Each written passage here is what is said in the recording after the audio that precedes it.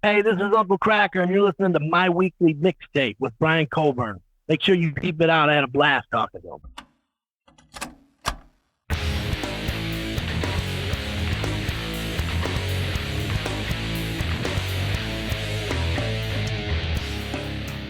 Welcome to My Weekly Mixtape, a podcast that takes the classic mixtape approach to building a modern playlist. I'm your host, Brian Colburn.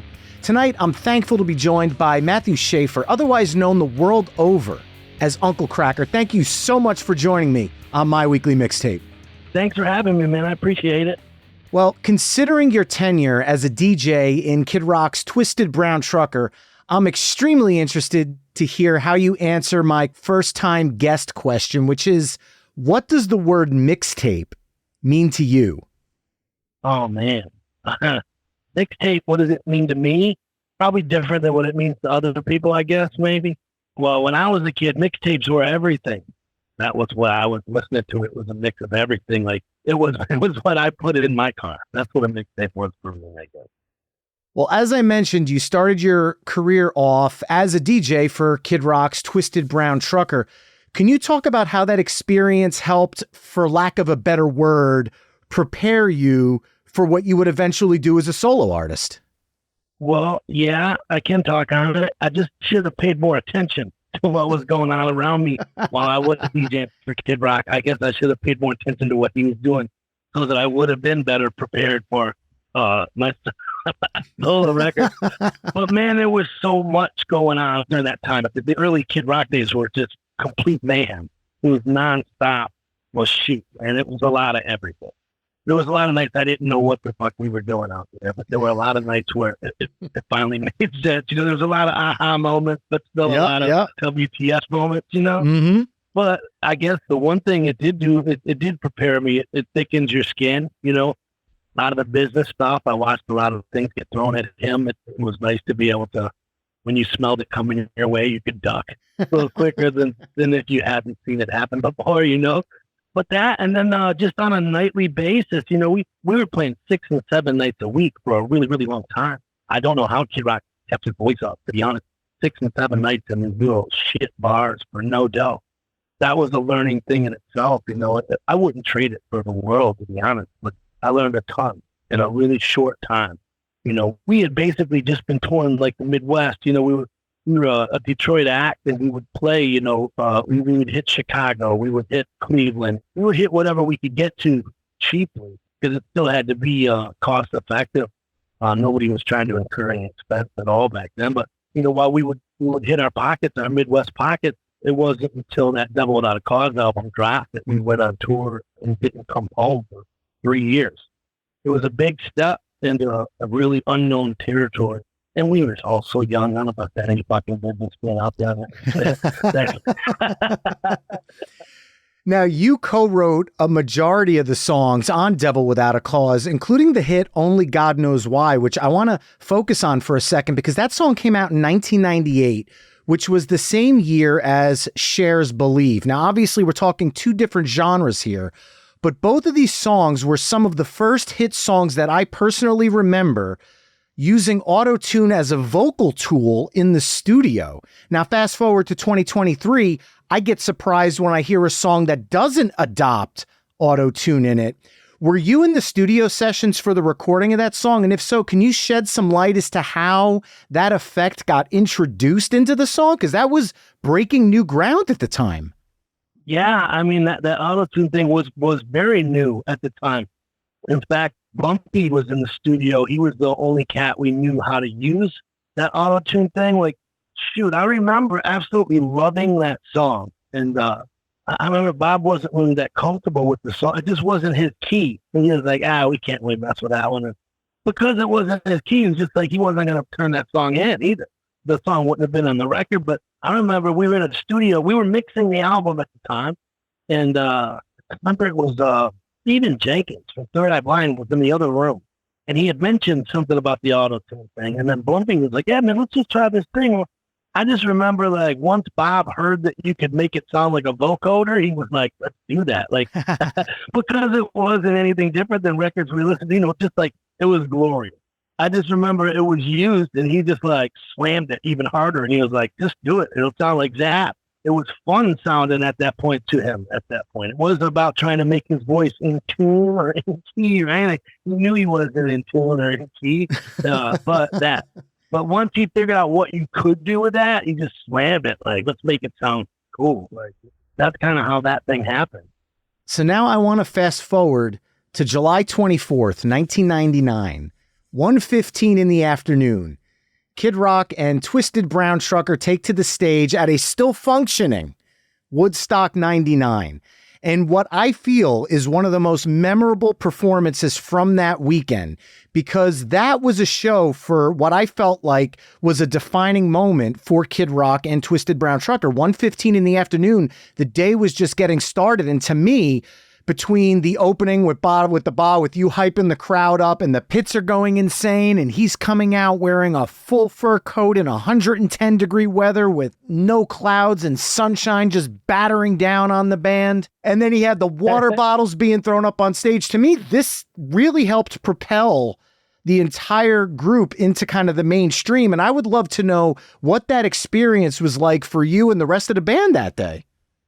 That experience was nuts. It was absolutely nuts. It was another one of those WTF moments. We had just come back from Europe before we got to that Woodstock show, and it was just nuts. I mean, we're just seeing people backstage, like Wyclef Jean's in the back, P. Diddy's in the back, and like you said, it was 1:15 in the afternoon. It was absolutely bonkers. There was just something in the air that afternoon too. It was very, it was nuts. And the water bottle thing you're talking about, I don't know when he told everybody to do that. I just remember in my head thinking, do that, man. Like it just seemed so dangerous at the time. People were throwing shit all over the place. It was bananas, though. It was bananas. And you're right. There was something about that show that was just monstrous. It was huge. I don't think we've ever played one bigger or that felt that big. Yeah, just the video alone was just insanity to watch. It was. Now, coming out of that, you transitioned from DJing and writing songs on Devil Without a Cause to being front and center on your own original music on 2000's Double Wide, which included the hit singles Yeah, Yeah, Yeah, which was the first solo song of yours that I ever heard, followed up by the massive hit Follow Me. Can you talk about what that transition was like for you, going from being in the DJ role to being front and center? It was bizarre because I was so comfortable DJing. I was so comfortable in the back. I loved the back. There's no pressure in the back. You don't have to address anybody. You don't have to greet anybody. You don't have to talk. You don't have to do nothing back there. It's all on his shoulders, So that's why I was saying earlier, like I should have paid more attention. Just because the transition into a front man, it didn't happen like easily for me. I'm not a big talker. You probably guessed that in about 4 minutes now. Just not a big talker. So it wasn't an easy transition for me to go from the back to the front. But I didn't have any choice either. Yeah, I mean, look, the songs were hitting, and in 2002, it got even bigger for you with your album No Stranger to Shame. Your cover of Dobie Gray's Drift Away was a huge radio staple that year. Can you talk about whose idea it was to cover that song, and then how you got the man himself to come on the track with you? That's pretty incredible. So when I was promoting that album, I would go by these radio stations and do the morning drives and you'd go in there and do acoustic songs. Well, the only song we were promoting, Follow Me at the time, was, just an acoustic song. And there was nothing else really on the album that sounded like it, but we had to do 3 songs when we got to these radio stations. Well, Kid Rock was the one who was like, why don't you do Drift Away, man? That'll fit right in there. And it's right in your vocal range. And we did that. And then I came to New York and did Scott Shannon's show. A New York radio legend. When I grew up, he was the Z Morning Zoo on Z100, but by that point, he was WPLJ all the way. Yep. When I got done with that, it was Scott Shannon that called the president of my label and was like, if you guys don't have Kracker do Drift Away for the next album, you're screwing up. Wow. So, and of course, everybody at the record is like, well, Scott Shannon says if you got to do it, you got to do it, and I did it. Thank God Scott Shannon is Scott Shannon. He was very instrumental in that song, making it to the record. And that was one of them things where if I'd have said it, I'd been like, you're dumb. You're not gonna cover that song. But since Scott Shannon said it, it was the Bible. Of course. Yeah, legend, right? Always was the nicest cat coming through the radio station. Always made sure, like, he was always very attentive, and he didn't just phone it in on you. He was always the coolest. Well, coming out of that, I want to talk about my favorite track from No Stranger to Shame, and it's something that you wrote with Michael Bradford and Martintino Gross, a song called Memphis Soul Song. It's a song that I've personally covered in my acoustic shows throughout the years, and it's one that my wife and I truly bonded on when we first started dating. So I'd love to hear the story about that tune from like a lyrical perspective. So a lot of that was Pino. Pino is he's a guy from Detroit, and known him forever. He's in a band called the Hollow Diablos. He's always had like crazy cool songs. And he had this Memphis Soul Song idea, and he gave it to me one day, and me and Bradford went in the studio and just kind of riffed on it. And it was kind of made to be like an ode to Memphis and the old Stack stuff, but it took a big turn in the studio. It got prettier in the studio, obviously. He does, but without Tino and Mike Bradford, the song wouldn't even happen. But it was basically paying homage to Stax and those, even the video we went through by the Stax videos. Great song, though. I love it. It's one of my favorites. It didn't work for me, but and I'd love to send you this version we have of the actual Jordan Ayers doing the harmonies on it. We had a version of it because I wanted to do a remix of it, a different thing, just because. And then we got the actual Jordan Ayers doing harmonies on a remix. It's so dope.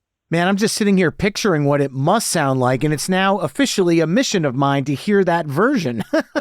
They just pop so nice. And I tried getting the Jordan Ayers in that video, but it was hard. One guy had a haircut appointment that he couldn't get rid of, and we were filming some of it in a bar, and it was secular. One guy, he couldn't do it, and I learned a lot from them not being able to do the video. I learned a lot.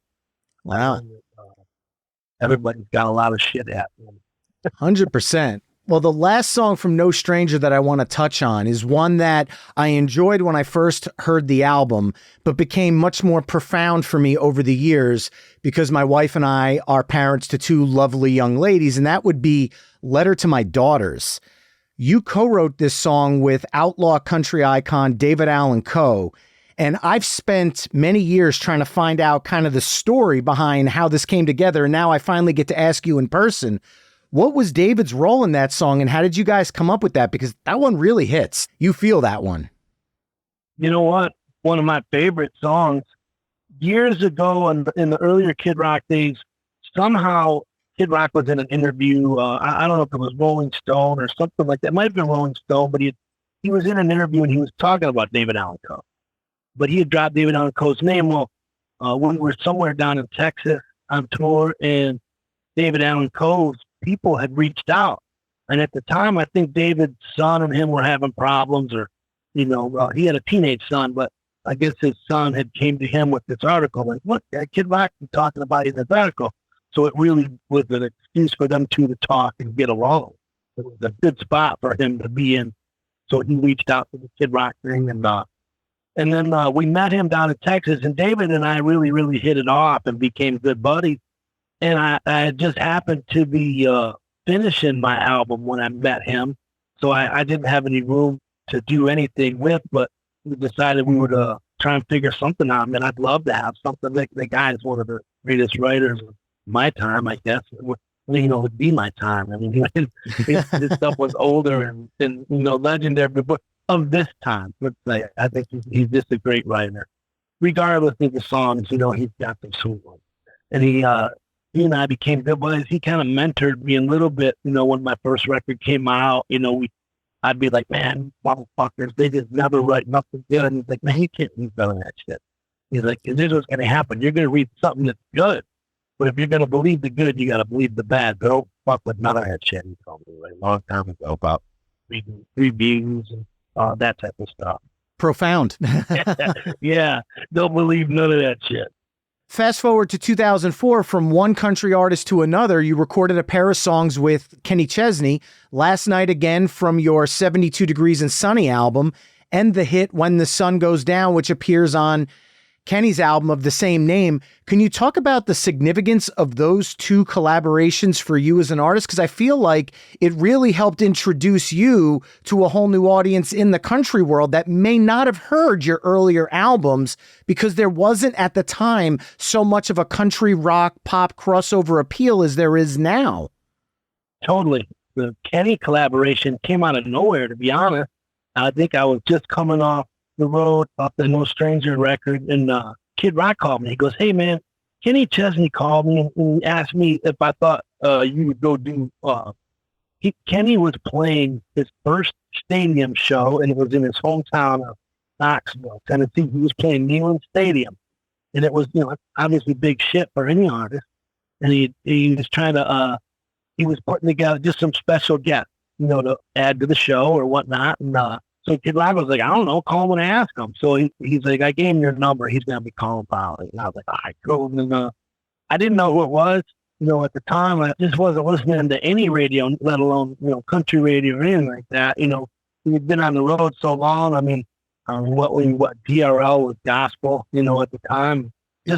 I just wasn't in any other loop but our own bubble, right? So, but he had called and he was really cool on the phone, and he sent a jet. So, of course, like, yeah, man, I do believe I could hang out with y'all for a minute, right? I felt like Eddie Murphy in Trading Places. He sent the jet, right? Yeah. But very cool. And he and I hit it off too. But I went and did a couple songs at Neyland Stadium. And then he was like, "Man, I got this track I think you'd be great on." And that was When the Sun Goes Down. He had that song. And it was funny. I was like, "Man, well, I'd be dope." I'm like, "I'm in," And then I remember some time went by and I hadn't heard nothing about it, nothing from him. And he had come through Detroit on tour and called, and that's when I come out and do it. But ended up doing When the Sun Goes Down after I pestered him a little while. Like, "Hey man, we gonna do that song?" In my mind, I didn't have much time left before I was back on the road again. So I was like trying to knock out any piece I could, Back then, you could only do an album once every couple of years or so, not like you can do today. So if any chance to get in the studio and do something new, I was all over it because it didn't happen a lot. Right. Didn't happen a lot. You had to go through record labels, album cycles. So yeah, that was that. And then last night again, I was doing my third album and I was in Nashville cutting a couple of these tracks. And it was funny because I didn't have that song written.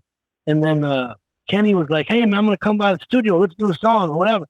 And I was like, "Oh, Chesney's coming by the studio. I don't even have a song like for him to cut on, but I know he's coming by." So me and Bradford wrote that song in like 20 minutes before he got there. Wow. Yeah. I love it. It's definitely not one that people hear or have heard. It's definitely not one I play at the shows or live or like that, but it's one of my favorites ever. It's a great tune. Thank you. The next album I want to focus on is 2009's Happy Hour, which was produced by Rob Cavallo.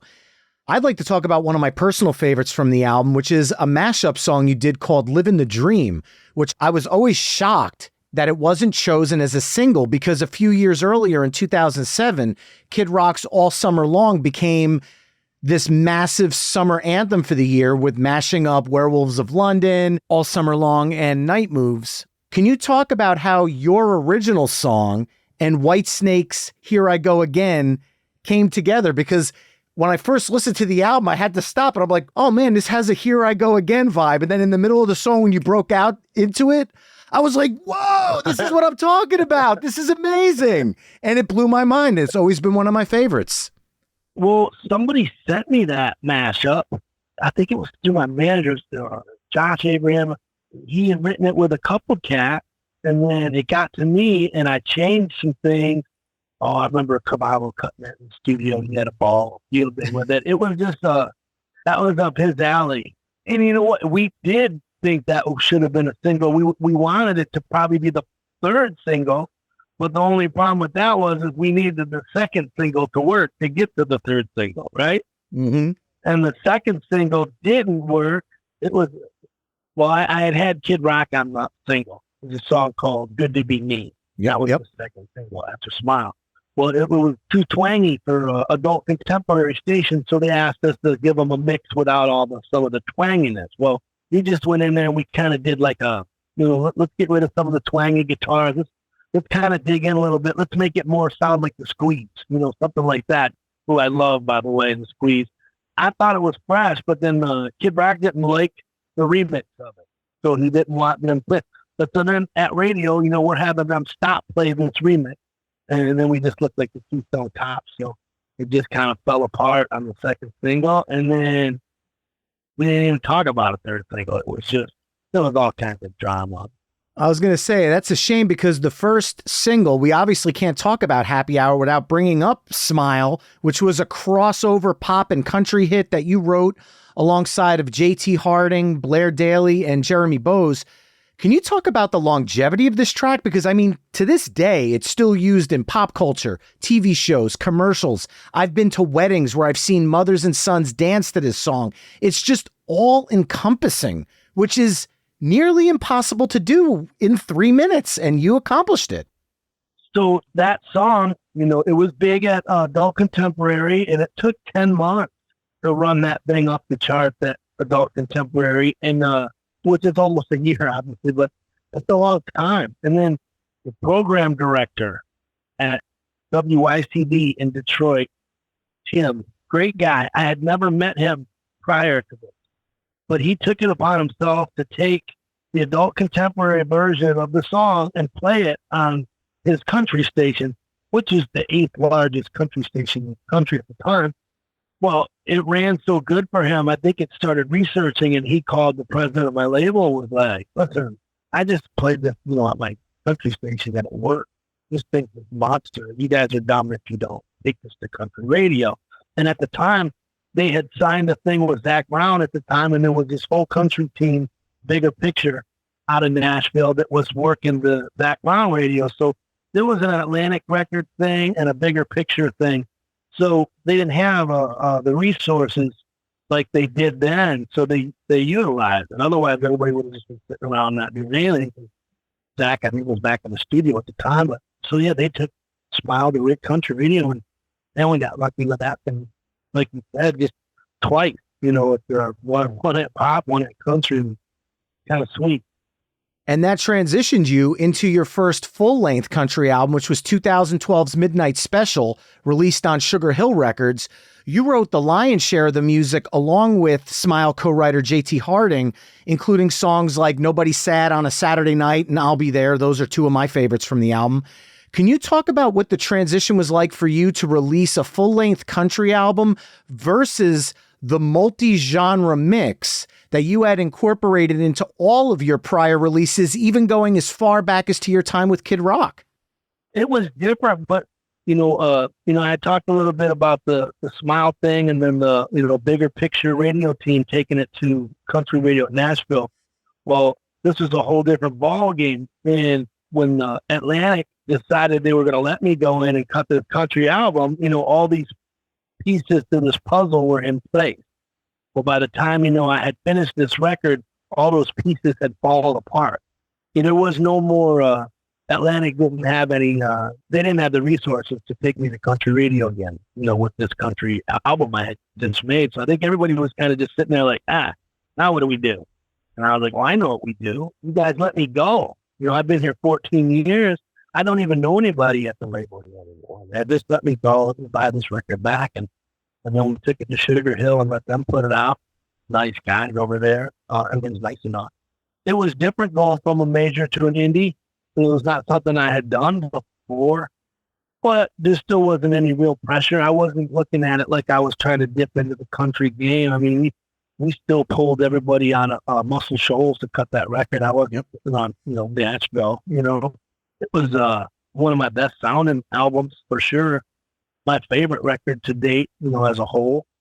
I loved it. I couldn't be more proud of that record still, but it was cool. It was a time in my life though when I had spent, like I said, 14 years at Atlantic Lava Records, and I was out of that deal and I was into this Sugar Hill thing, this really, it was a great time for me. I was going through divorce at the time too. It was great.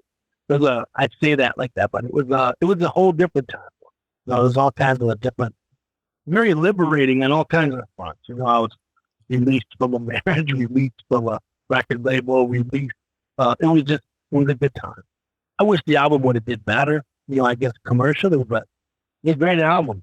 I completely agree. There's a lot of fantastic songs on it. And obviously, a lot has changed in the music industry since Midnight Special dropped in 2012, especially in terms of how fans consume music. Since then, you've released a number of singles over the years, but there hasn't been a full-length album. However, in 2023, so far you've released 3 new singles, Reason to Drink, Sweet 16, and most recently, Crusin Altitude. Has the tactical shift in the music industry changed your approach to releasing new music? I guess, yes. Just being able to release whatever, whenever. It took me a long time to decide, I guess, if that's what we wanted to do or if we were going to do that way, But at the same time, I'm watching these kids peel off records like they're nothing, songs, every like, oh, got a new one. Let's just drop it next week. Gonna just drop new, and, which I used to beg my label to do, years ago. Like, can I go in and do a new record now? Like this, you wanted more content. You wanted, nope, gotta wait. Album cycle's gonna take 2 years. We need to plan 7 months in advance for this and that, and we got to find a release date. And I don't know if we got one yet for next year. And just everything was different. But just to be able to drop one every 40 days, just feels like a release. Well, while you release, I guess. Well, I have to put my news reporter cap on for just one question. Since you have released 3 singles in 2023 thus far, are those songs maybe part of an, I don't know, larger forthcoming full-length album that you maybe could shed some light on? Or are you going to continue to do the singles route moving forward? Well, we're going to do a full album, 2024. I want to say it's going to be like April, maybe April or something like that. I forget what we talk about date-wise. But there's a full album we're going to drop then. I just kind of finished because I just released it, so I want to make sure there's a few more behind it, but that'll be fun. Well, out of all the songs we've discussed today, I'm embedding a playlist over at myweeklymixtape.com so that way listeners can check out all the songs we've been talking about. But in the true spirit of mixtape collaborations, I'd love for you to close out this playlist with 3 songs that you feel truly encapsulate Uncle Kracker as an artist. They don't have to be the hits. You can go as deep into your catalog as you like, but 3 songs to kind of close out our discussion today that you feel are important to your musical legacy. Better Days, I would say. The first song off Double Wide. Who We Are off of Midnight Special. Hope it's the last track up there. And, man, Further Down the Road off 72 and Funny. Nice. Well, Matt, this has been an absolute pleasure talking music with you. Thank you so much for joining me on My Weekly Mixtape. Oh, man, thanks for having me. I appreciate it. Anytime I can sit around and talk about myself, I do appreciate it, man. Thank you so much. I had a ball talking to you. And remember, mixtapers, you can head to myweeklymixtape.com to hear all the songs we've discussed in this mix through the playlist embedded on the episode page, as well as to check out the full catalog of My Weekly Mixtape episodes. And if you like what you're hearing on the show, you can help me out by either telling a friend, leaving the show a 5-star review wherever you're tuning in, or becoming a Patreon mixtaper at patreon.com/My Weekly Mixtape. That's all for this week. Thanks again for listening, and until next time, enjoy the tunes.